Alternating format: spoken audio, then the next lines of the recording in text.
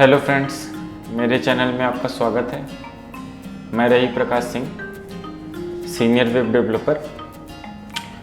आज मैं इस वीडियो में कंप्यूटर फंडामेंटल के अन्य topic, operating system and internet and extranet के बारे में बात करूंगा। तो चलिए इस वीडियो को स्टार्ट करते हैं। तो सबसे पहले जो हमारा टॉपिक है वो है आपका ऑपरेटिंग सिस्टम, कि ऑपरेटिंग सिस्टम क्या होता है, इसका किस लिए इस्तेमाल किया जाता है। तो it is a program with the following features. An operating system is a program that act as an interface between the software and the computer hardware. तो जो आपका एक ऑपरेटिंग सिस्टम है, ये एक तरीके का सिस्टम सॉफ्टवेयर होता है जिसका इस्तेमाल किया जाता है कंप्यूटर हार्डवेयर एंड यूजर के बीच में एक इंटरफेस प्रोवाइड करने के लिए। और it is an integrated set of specialised program, और इसके अंदर कुछ स्पेशलाइज्ड प्रोग्राम क्या होते हैं, इंटीग्रेटेड होते हैं, दैट आर यूज, जो कि यूज किए जाते हैं manage overall resources and operation of the computer. Computer के जितने भी रिसोर्सेज और जो भी ऑपरेशन परफॉर्म होते हैं, उन सारी चीज़ों को मैनेज, कंट्रोल एंड कोऑर्डिनेट करने के लिए इन इंटीग्रेटेड प्रोग्राम का इस्तेमाल होता है, जो कि ऑपरेटिंग सिस्टम के साथ, ऑपरेटिंग सिस्टम जो आपका सिस्टम सॉफ्टवेयर है उसके साथ इंटीग्रेटेड होते हैं। It is specialised software that controls and monitors the execution of all other programs that reside in the computer. तो जो आपका क्या है, स्पेशल जो सॉफ्टवेयर है, ये क्या करता है, मॉनिटर करता है, कंट्रोल करता है, एग्जीक्यूशन करता है ऑफ ऑल प्रोग्राम, जो अदर प्रोग्राम्स हैं जो कि क्या करते हैं, कंप्यूटर के अंदर होते हैं, इंक्लूडिंग एप्लीकेशन प्रोग्राम्स, जैसे कि आपका एप्लीकेशन प्रोग्राम हो गया, यानी एप्लीकेशन सॉफ्टवेयर हो गया, या other system software. Other system software मतलब यानी जो हार्डवेयर ड्राइवर्स हो गए, जो हार्डवेयर को सपोर्ट करते हैं, डिफरेंट वेरियस तरीके के हार्डवेयर कंपोनेंट्स जो होते हैं। तो वो क्या हो गया, दोनों, यानी जो अन्य सिस्टम सॉफ्टवेयर हैं और जो आपका एप्लीकेशन सॉफ्टवेयर है, यानी एप्लीकेशन जो प्रोग्राम है, उसको भी क्या करता है, ये सपोर्ट करता है। इसके अलावा objective of the operating system, एक ऑपरेटिंग सिस्टम के क्या क्या ऑब्जेक्टिव होते हैं उसके बारे में हम जानने की कोशिश करते हैं। To make a computer system convenient to use in the efficient manner, किसी भी कंप्यूटर को हम एफिशिएंट मैनर में इस्तेमाल कर सके, इसलिए ये क्या करता है, ये ऑपरेटिंग सिस्टम एक तरह का इन्वायरमेंट बनाता है, वातावरण तैयार करता है। To hide the details of the hardware resources from the user, hardware की क्या कॉम्प्लेक्सिटी है उसको क्या करता है, छिपा देता है। यूजर आसानी के साथ, बिना जाने कि हार्डवेयर किस तरीके से काम कर रहा है, आसानी से वो कंप्यूटर में काम कर सकता है। To provide users a convenient interface to the user computer system, तो यूजर्स को क्या करता है, एक इंटरफेस प्रोवाइड करता है जिससे कि कंप्यूटर पे आसानी से काम कर सके। To act as an intermediary between the hardware and its user, तो हार्डवेयर और यूजर के बीच में इंटरमीडिएट तरीके से, यानी एक मीडिएटर की भूमिका निभाता है ये। And making it easier to user to access use other resources, तो ये क्या करता है, एक ईजी वे, यानी एक रास्ता तैयार करता है जिससे कि आप आसानी से इसके रिसोर्सेज को यूज कर सके, उपयोग कर सके इसका। To manage the resources of a computer system, computer के जितने रिसोर्सेज हैं उनको मैनेज करने का काम भी एक ऑपरेटिंग सिस्टम का होता है। इसके अलावा to keep track of who is using, तो कौन सा यूजर किस रिसोर्सेज के साथ काम कर रहा है, किन एप्लीकेशंस के साथ काम कर रहा है, किन एप्लीकेशन पे उसको काम करना है, किस पे काम नहीं करना है, यानी granting resources request according for the resource using and mediating conflicting request from the different program and users, तो यानी किस यूजर को कितनी अथॉरिटी देनी है, किन किन एप्लीकेशन को यूज करने देना है, किन एप्लीकेशन को यूज नहीं करने दे रहा है, इन सारी चीज़ों को भी ट्रैक, कंट्रोल एंड कोऑर्डिनेट करने का काम भी ऑपरेटिंग सिस्टम का ही होता है। जैसे कुछ आपके जो कंप्यूटर होता है उसमें कुछ यूजर आपके क्या होते हैं, लोकल होते हैं, कुछ यूजर आपके एडमिनिस्ट्रेटिव होते हैं। तो ये सारे यूजर्स को कंट्रोल एंड कोऑर्डिनेट करना, मैनेज करना कि कौन सा यूजर कितने एप्लीकेशंस को इस्तेमाल कर सकता है, किन तरह के एप्लीकेशंस को इस्तेमाल कर सकता है, ये सारी चीज़ों को ट्रैक और रिकॉर्ड करने का काम भी ऑपरेटिंग सिस्टम का ही होता है। To provide efficient and fair sharing of resources, हम आसानी से किसी भी चीज़ को रिसोर्सेज को शेयर कर सके, इसके लिए क्या करता है, ये एक रास्ता प्रोवाइड करता है अमंग यूजर्स एंड प्रोग्राम्स के बीच में। तो ये भी काम क्या होता है, ऑपरेटिंग सिस्टम का ही होता है। तो यहाँ पे एक फिगर दिया हुआ है, यहाँ पे यूजर एप्लीकेशन पे काम करता है, एप्लीकेशन सॉफ्टवेयर पे, और एप्लीकेशन सॉफ्टवेयर ऑपरेटिंग सिस्टम के अंदर काम करता है, यानी ये ऑपरेटिंग सिस्टम के अंदर इंस्टॉल होता है। और एक ऑपरेटिंग सिस्टम हार्डवेयर के साथ मिलकर काम करता है। तो हार्डवेयर के अंदर क्या होता है, ऑपरेटिंग सिस्टम मिलके, ये दोनों मिलके काम करते हैं। तो characteristic of the operating system, क्या क्या कैरेक्टरिस्टिक्स होते हैं एक ऑपरेटिंग सिस्टम को, इस सिस्टम में, उसको हम जानने की कोशिश करते हैं। मेमोरी मैनेजमेंट, तो keep track of the primary memory, what part of its is in use by Hume and what part is not in use. तो क्या होगा, जो आपका ऑपरेटिंग सिस्टम है वो क्या करता है, मेमोरी के मैनेजमेंट का भी काम करता है कि किस मेमोरी का इस्तेमाल करना है, किस मेमोरी का इस्तेमाल नहीं करना है, मेमोरी के कितने पार्ट्स का इस्तेमाल करना है, किस पार्ट का इस्तेमाल नहीं करना है। And allocates the memory when a process और प्रोग्राम रिक्वेस्ट इट, कोई प्रोग्राम या प्रोसेस रिक्वेस्ट करता है मेमोरी एलोकेशन करने के लिए, तो उसको मेमोरी एलोकेट करना, ये काम भी क्या होता है, एक ऑपरेटिंग सिस्टम का ही होता है। इसके अलावा नेक्स्ट है हमारा प्रोसेसर मैनेजमेंट। तो प्रोसेसर मैनेजमेंट करने का काम भी क्या होता है, एक ऑपरेटिंग सिस्टम ही करता है। इसमें ये क्या करेगा, तो allocate the processor CPU to process and deallocate processor when it is no longer required. तो प्रोसेसर को एलोकेट करना किसी स्पेसिफिक टास्क को करने के लिए, और उसको डी एलोकेट करना जब कोई भी टास्क कंप्लीट हो जाता है, यानी उसकी कोई भी जरूरत नहीं होती। तो इसका काम भी क्या होता है, एक ऑपरेटिंग सिस्टम ही करता है। इसके अलावा क्या करता है, डिवाइस मैनेजमेंट करने का काम करता है। तो keep track of all devices, this is also called input output controller that decide which process get the device when and for how much time. तो यहाँ पे क्या होता है, डिवाइस मैनेजमेंट करने का काम भी ऑपरेटिंग सिस्टम ही करता है। इसमें इनपुट आउटपुट कंट्रोलर की तरह ये डिसाइड करता है कि कौन से डिवाइस क्या करना है, किस डिवाइस को किस तरीके से प्रोसेस करना है, कब प्रोसेस करना है और कितने टाइम के लिए उसकी प्रोसेसिंग होगी। ये सारा काम भी क्या होता है, ऑपरेटिंग सिस्टम ही देखता है। इसके अलावा आपका फाइल मैनेजमेंट करता है एक ऑपरेटिंग सिस्टम। तो allocates and D allocate the resources, decided who get the resources. तो ये सारा काम भी क्या होता है, ऑपरेटिंग सिस्टम ही करता है। नेक्स्ट है आपका सिक्योरिटी।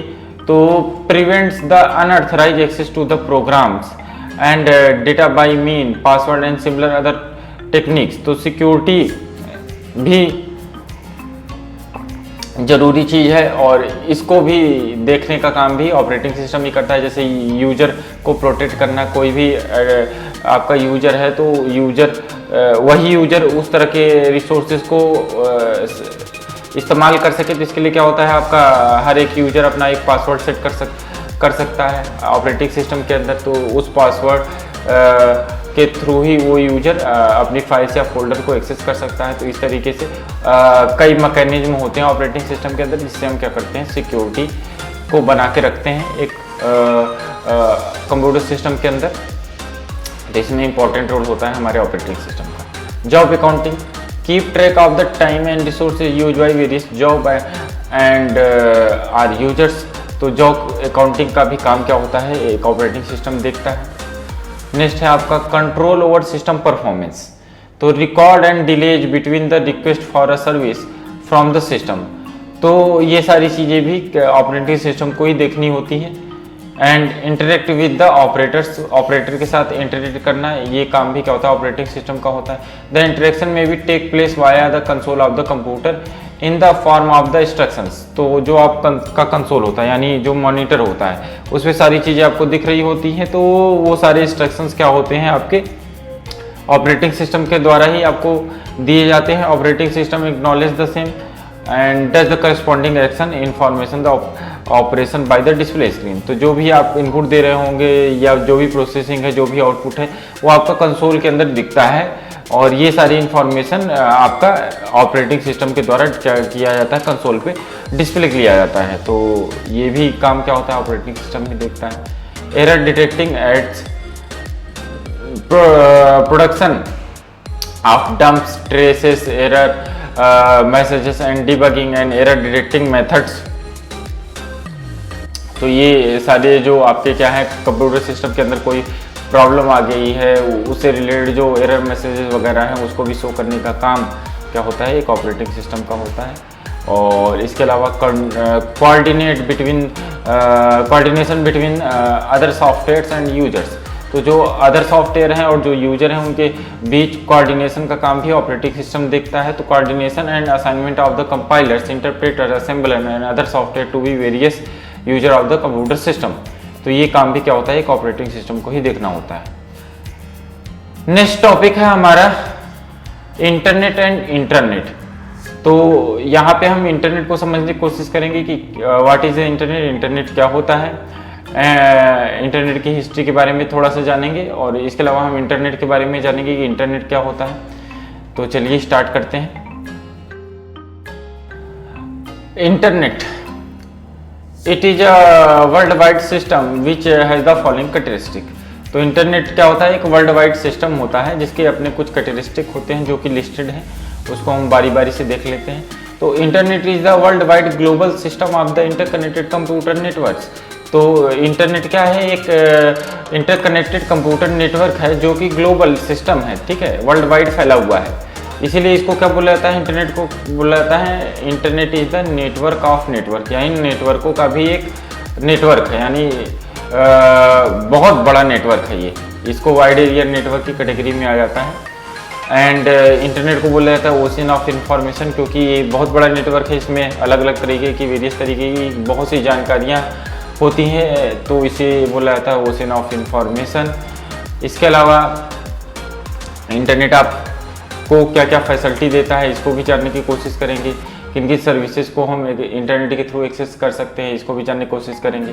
तो internet uses the standard internet protocol, जिसको हम TCP/IP के नाम से जानते हैं। TCP का फुल फॉर्म होता है ट्रांसमिशन कंट्रोल प्रोटोकॉल और IP का मतलब इंटरनेट प्रोटोकॉल। ये एक तरीके की प्रोटोकॉल है। प्रोटोकॉल मतलब यानी नियम, रूल्स। तो कुछ नियम एंड रूल्स होते हैं नेटवर्कों के बीच में डेटा को ट्रैवल करने के लिए। एक प्लेटफॉर्म से दूसरे प्लेटफॉर्म में जो डेटा ट्रैवल होता है उसके लिए क्या होते हैं, कुछ प्रोटोकॉल्स फॉलो किए जाते हैं। तो उन्हीं में से एक प्रोटोकॉल है आपका TCP/IP प्रोटोकॉल। तो every computer in the internet is the identified by unique IP address. तो जितने भी कंप्यूटर होते हैं जो कि एक नेटवर्क में होते हैं, उनका एक अपना यूनिक IP एड्रेस होता है, उसी से उस मशीन की पहचान हो जाती है, फिजिकल मशीन की पहचान की जाती है। तो हर एक कंप्यूटर का अपना क्या होता है, एक IP एड्रेस होता है। तो जो भी कंप्यूटर नेटवर्क के अंदर होगा उसका एक अपना IP एड्रेस होगा। तो क्योंकि इंटरनेट भी एक नेटवर्क है, तो इंटरनेट के थ्रू जो भी आपके डिवाइसेस कनेक्टेड हैं उनका अपना अपना क्या होता है, IP एड्रेसेस होता है।